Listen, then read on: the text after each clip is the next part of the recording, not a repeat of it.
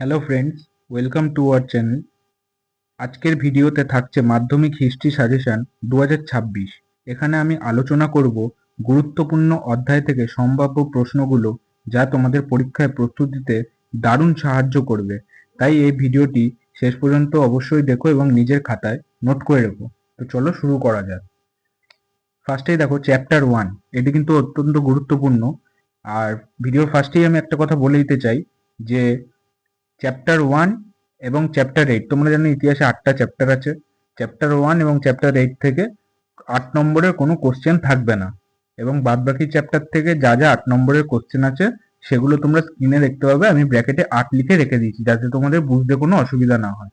তো চলো শুরু করা যাক। চ্যাপ্টার 1, 1 নম্বর, নারী ইতিহাস বলতে কি বোঝো? নারী ইতিহাসের গুরুত্ব আলোচনা করো। 2 নম্বর, আধুনিক ভারতের ইতিহাসের উপাদান হিসেবে বঙ্গদর্শন পত্রিকার গুরুত্ব ব্যাখ্যা করো। 3 নম্বর, রবীন্দ্রনাথ ঠাকুরের লেখা আত্মজীবনী জীবন স্মৃতি থেকে আধুনিক ভারতের ইতিহাসের কোন কোন উপাদান পাওয়া যায়? 4 নম্বর, সরলা দেবী চৌধুরানীর আত্মজীবনী জীবনীর ঝরাপাতা থেকে আমরা কি ধরনের ঐতিহাসিক তথ্য পাই? 5 নম্বর, ইতিহাসের উপাদান হিসেবে কন্যা ইন্দিরা গান্ধীকে লেখা পিতা জওহরলাল নেহেরুর চিঠিগুলির গুরুত্ব আলোচনা করো।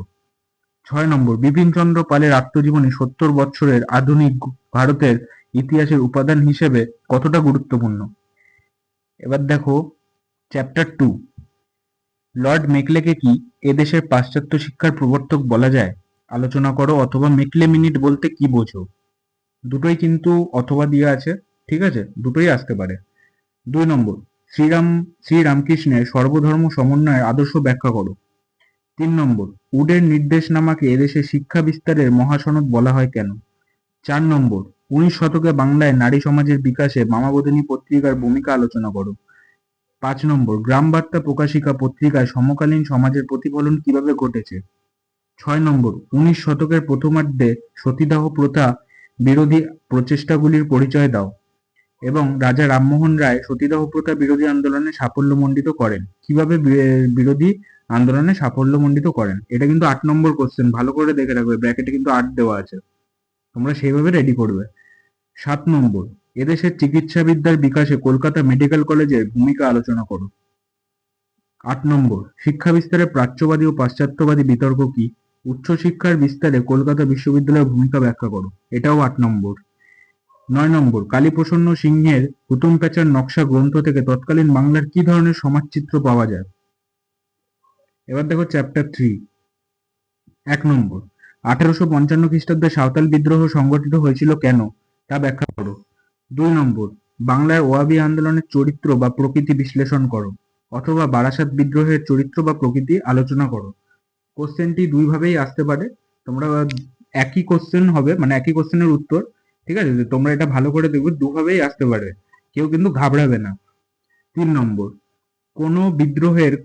কোল বিদ্রোহের কারণ ও ফলাফল আলোচনা করো। 4 নম্বর, চুয়ার বিদ্রোহের কারণ ও ফলাফল ব্যাখ্যা করো। 5 নম্বর, ঔপনিবেশিক সরকার কি উদ্দেশ্যে অরণ্য আইন প্রণয়ন করেছিল? চ্যাপ্টার 4, 1 নম্বর, সংক্ষেপে মহাবিদ্রোহের চরিত্র বিশ্লেষণ করো। এটা কিন্তু 8 নম্বর। 2 নম্বর, মহাবিদ্রোহের প্রতি শিক্ষিত বাঙালি সমাজের মনোভাব আলোচনা করো। 3 নম্বর, মহাবিদ্রোহকে কি সামন্ততান্ত্রিক বিদ্রোহ বলা যেতে পারে, তা বিশ্লেষণ করো। 4 নম্বর, হিন্দু মেলার প্রতিষ্ঠার উদ্দেশ্য কি ছিল? 5 নম্বর, রবীন্দ্রনাথ ঠাকুরের গোড়া উপন্যাসের জাতীয়তাবাদী ভাবধারার পরিচয় কিভাবে পাওয়া যায়, আর তা আলোচনা করো। 6 নম্বর, সভা সমিতির যুগ বলতে কি বোঝায়? 19 শতকে বাংলার রাজনৈতিক চেতনার বিকাশে হিন্দু মেলার অবদান ব্যাখ্যা করো। এটা কিন্তু 8 নম্বরে, তবে অত্যন্ত গুরুত্বপূর্ণ কিন্তু কোশ্চেনটা, তোমরা ভালো করে রেডি করবে। 7 নম্বর, ধর্ম সংস্কার আন্দোলনে স্বামী বিবেকানন্দের চিন্তাধারা বিশ্লেষণ করো। 8 নম্বর, 19 শতকের জাতীয়তাবাদের বিকাশে ভারত মাতা চিত্রটির অবদান কি ছিল? 9 নম্বর, সুরেন্দ্রনাথ বন্দ্যোপাধ্যায়ের নেতৃত্বে ভারত সরকার প্রতিবাদ আন্দোলনগুলি উল্লেখ করো। 10, টিকা লেখো মহারানীর ঘোষণাপত্র। 11, গগনেন্দ্রনাথ ঠাকুরের আঁকা বিভিন্ন ব্যঙ্গচিত্র কিভাবে ঔপনিবেশিক সমাজের সমালোচনা ফুটে উঠেছে তা আলোচনা করো। এবার দেখো হচ্ছে চ্যাপ্টার 5, 1 নম্বর, ছাপা বইয়ের সঙ্গে শিক্ষা বিস্তারের সম্পর্ক বিশ্লেষণ করো। 2, বাংলার কারিগরি শিক্ষার বিকাশে সংক্ষিপ্ত পরিচয় দাও। এটা কিন্তু 8 নম্বরের। নেক্সট হচ্ছে 3 নম্বর, কারিগরি শিক্ষার বিকাশে বেঙ্গল টেকনিক্যাল ইনস্টিটিউটের ভূমিকা আলোচনা করো। 4 নম্বর, রবীন্দ্রনাথ ঠাকুরের শিক্ষাচিন্তা ও শান্তিনিকেতনের ভাবনার সংক্ষিপ্ত পরিচয় দাও। 5 নম্বর, বাংলার ছাপাখানার বিকাশে উপেন্দ্র কিশোর রায়চৌধুরীর ভূমিকা মূল্যায়ন করো। 6 নম্বর, রবীন্দ্রনাথ ঠাকুরের শিক্ষা ভাবনার সমালোচনামূলক আলোচনা করো। 7 নম্বর, বাংলার ছাপাখানার ব্যবসায়িক উদ্যোগগুলি একটি সংক্ষিপ্ত বিবরণ দাও। 8 নম্বর, মানুষ, প্রকৃতি ও শিক্ষার সমন্বয় বিষয়ে রবীন্দ্রনাথ ঠাকুরের চিন্তার সংক্ষিপ্ত পরিচয় দাও। এটাও কিন্তু 8 নম্বরের। 9 নম্বর, বাংলার ছাপাখানার বিকাশে গঙ্গাকিশোর ভট্টাচার্যের ভূমিকা আলোচনা করো। এবার দেখো চ্যাপ্টার 6। 1 নম্বর, বারদৌলি আন্দোলনের একটি সংক্ষিপ্ত বিবরণ দাও। তুমি কি মনে করো এই আন্দোলনে ভূমিহীন কৃষক শ্রেণী এবং কৃষি শ্রমিকদের স্বার্থ রক্ষায় সফল হয়েছিল? 2 নম্বর, একা আন্দোলনের একটি সমালোচনামূলক বিবরণ দাও। 3 নম্বর, বারদৌলি সত্যাগ্রহের প্রতি জাতীয় কংগ্রেসের কিরূপ মনোভাব ছিল? 4 নম্বর, বঙ্গভঙ্গ বিরোধী আন্দোলনের সময় শ্রমিক শ্রেণীর ভূমিকা কিরূপ ছিল? 5 নম্বর, বঙ্গভঙ্গ বিরোধী আন্দোলনে ছাত্র সমাজের ভূমিকা আলোচনা করো। 6 নম্বর, 20 শতকের ভারতের উপনিবেশিক বিরোধী আন্দোলনের বামপন্থীদের ভূমিকা আলোচনা করো। এটা কিন্তু 8 নম্বর।